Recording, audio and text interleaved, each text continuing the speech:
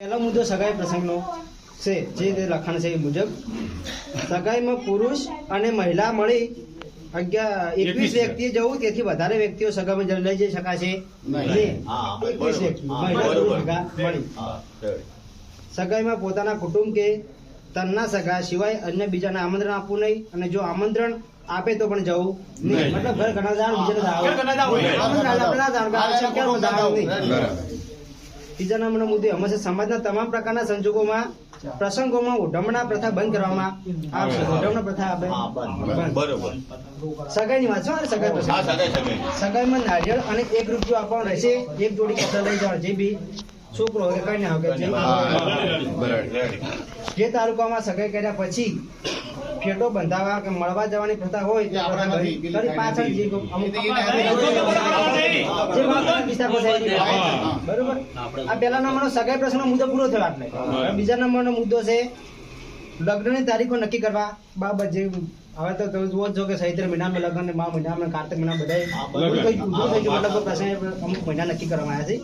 જો વર્ષમાં 2 માસમાં જ લગ્ન કરવા, એક વૈશાખ સુદ એકમ થી પૂનમ સુધી, બીજું મહા સુદ એકમ થી પૂનમ સુધી, મતલબ અજવાળું અજવાળું આપણે ભાષા દેશી ભાષામાં.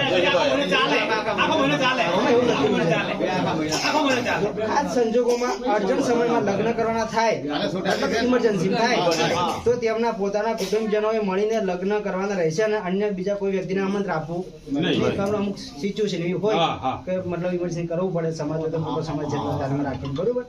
2 મુદ્દા પૂરા થયા. લગ્નના ત્રીજો મુદ્દો છે લગ્ન લખવાના પ્રસંગ. મતલબ લગ્ન આપણે લખવા આપણી ભાષામાં કહીએ તો લગ્ન મૂકવાની પ્રથા સ્વતંત્ર બંધ રાખવામાં આવશે. જે આપણે સામ સામે ચર્ચા કરીને ઘણી લેવાના રહેશે. અમે આપણે કોલિંગ જે પ્રથા હોય. બરોબર. ત્રીજો નંબર મુદ્દો લગ્ન પ્રસંગે પત્રિકા છપાવી નહીં, સાદું કાર્ડ રાખવું હોય તો રાખી શકાય. મતલબ જે આપણે ઇન્વિટેશન કાર્ડ કહીએ,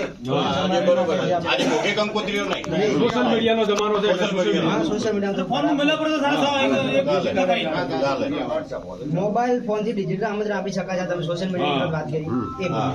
ત્રીજા નંબરમાં ચોથા નંબર સામાજિક પ્રસંગે રાજકીય આગેવાનો હાજર નહીં રહી શકે તો કોઈએ આગ્રહ રાખો નહીં, નારાજી રાખો. અમુક મોટા મોટા આપણે આમંત્રણ હાજર ના રાખો, મામા કે ના હોય ભાઈ કોણ ઘેર આયા, એવું ખોટું ના લગાડવાનું. ચોથા નંબરનો મુદ્દો છે જાન લઈ જવાના પ્રસંગે. હવે આમાં મુદ્દા છે જાનમાં સંદ્રુપ ગાડી લઈ જવાની, જેવું ઉભા વરાતા તો એ બંધ. બરોબર. એમને ગાડી ના રાખવાની હોય તો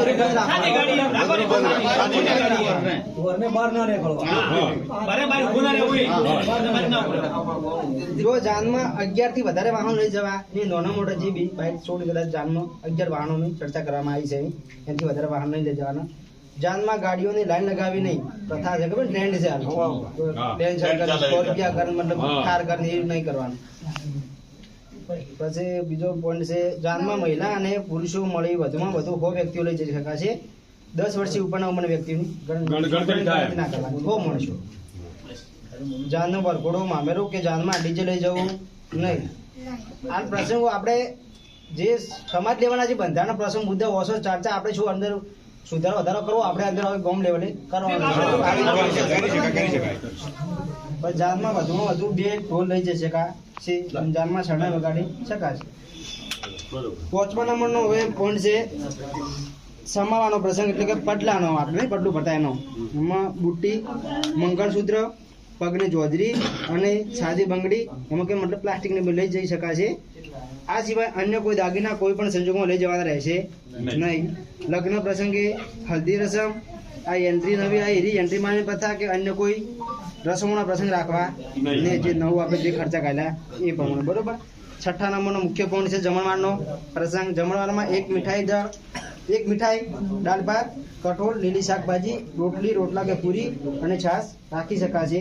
અન્ય બીજી કોઈ પણ આઈટમ રાખવી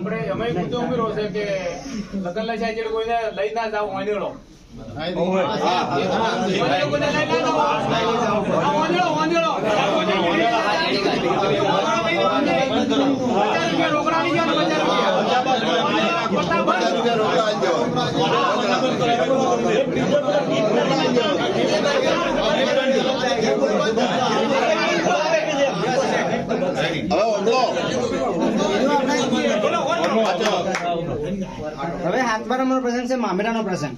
આ બધા આપણે વિવમ દરેક પ્રકાર આપે એ પ્રમાણે પોઈન્ટ પાડેલા છે. મામેરામાં મહિલા અને પુરુષો સાથે વધુમાં વધુ હોની સંખ્યા લઈ જઈ શકાશે 100 જણા, બરોબર. મામેરામાં જે આપણે ઝોનની નક્કી કર્યું એ પ્રમાણે મામેરામાં વધુમાં વધુ તમામ પ્રકારના 11 વાહનો લઈ જઈ શકાશે. મામેરામાં કપડાની ઓઢમણા પ્રથા સ્વતંત્ર બંધ કરવામાં આવે છે. તેની જગ્યાએ રોકડ ઓઢમણું કરવાનું, જે આપણે હોમે માગવાનું છે તે ઓઢમણા પ્રથા બંધ જે પાછા 20 રૂપિયા તમે જે આપતા હોય. બીજા નંબર કોણ છે? મામેરામાં ઓછામાં ઓછા 11,000 અને વધુમાં વધુ 1,51,000 આ રોકડમાં ભરવાનું રહેશે. ઓછામાં ઓછા 11 ને 1,51,000 રૂપિયા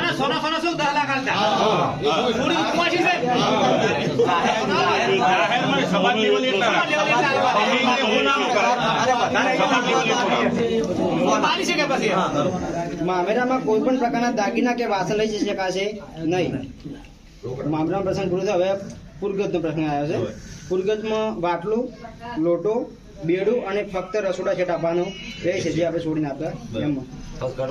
પછી જો ભેટ એટલે કે ગિફ્ટ નો ટ્રેન્ડ ચાલે, ગિફ્ટ કે વાસણ પ્રથા બંધ કરવામાં આવે છે, બરોબર. ગિફ્ટ નહીં. બંધારણને ફોટાથી મટાવીને કે લેમિનેશન વાળી કોપી ભેટમાં આપવી, તેથી બંધારણ મજબૂત બને. આ મુખ્ય પોઈન્ટ છે. તમને લાગે છે બહુ નાનો પોઈન્ટ, પણ મોટો પોઈન્ટ છે. કેમ કે આ બંધારણનો એક મુખ્ય, તમે બીજા ઘણા બધા ફોટા આપે, આ ફ્રેમ બની આવે, છોડી પણ યાદ રહે. કોઈ બી વ્યક્તિ પસંદ આવે એ પણ એના ઉપર ધ્યાન દે. ઓણાનો પ્રસંગ છે. કન્યાને તેડવા જવાનો ઓણું મૂકવાનો રિવાજ સ્વતંત્ર બંધ કરવામાં આવેલ છે.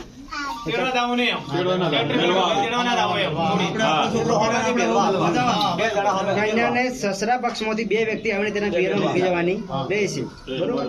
હવે પછી બોલાવણા પ્રથા. બીમાર પ્રસંગે કે રાવણો અને આમંત્રણ પ્રથા એટલે કે બોલાવણા પ્રથા બંધ કરવામાં આવેલ છે. આજે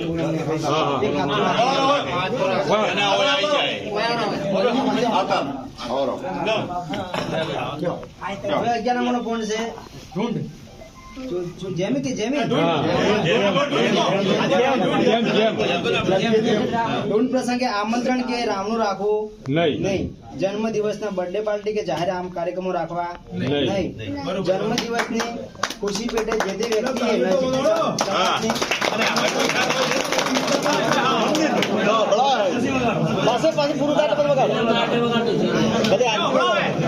જો જન્મ દિવસની ખુશી પેટે જે તે વ્યક્તિને ખર્ચો તો બંધ કર્યું, બર્થડે પાર્ટી બંધ કર્યું, એનો પૈસો તો અમુક ટકા વચ્ચે મતલબ બચત છે, તો એ વ્યક્તિ નજીકની લાઇબ્રેરી અથવા શૈક્ષણિક સંસ્થામાં ફાળો.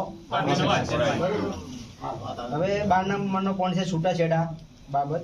જો સગું કરતી વખતે બંને પક્ષોએ જો વિચારીને દીકરા દીકરીને સામે જોયા પછી સગું નક્કી કરવું, તેમ છતાં બંને પક્ષોએ કોઈ પણ કારણોસર કે પ્રકારના મતભેદ ઉભા થાય તો ગામ કમિટી અને સમાજ સમાધાન માટે પૂરો પ્રયત્ન કરવો.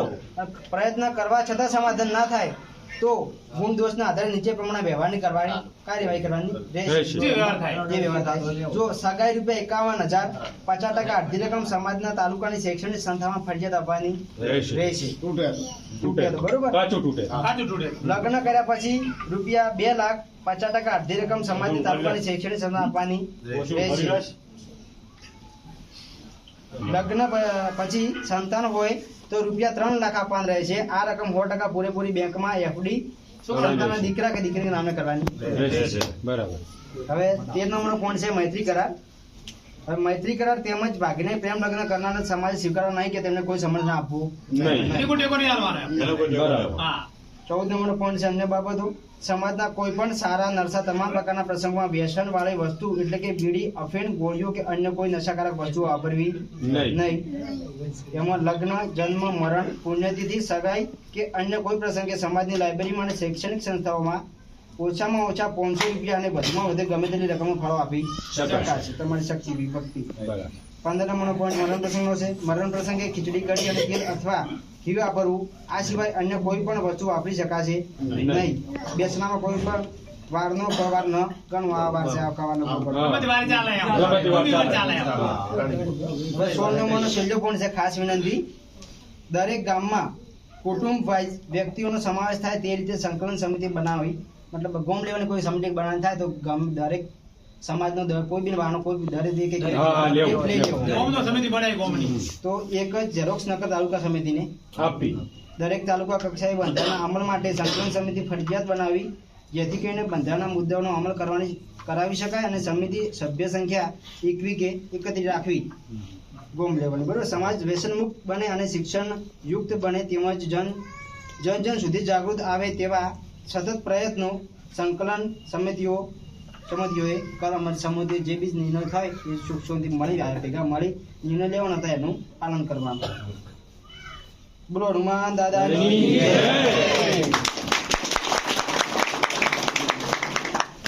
કોઈને કેવું છે? કોઈ બોલો આગા પાછું જે તમારે તકલીફ હોય ને કદાચ ના દોડતો હોય તો તમે રજૂઆત કરી શકો. કોઈને કહેવાનું કોઈ તો કહી શકો છો, દરેકને માન્ય આપવામાં આવશે.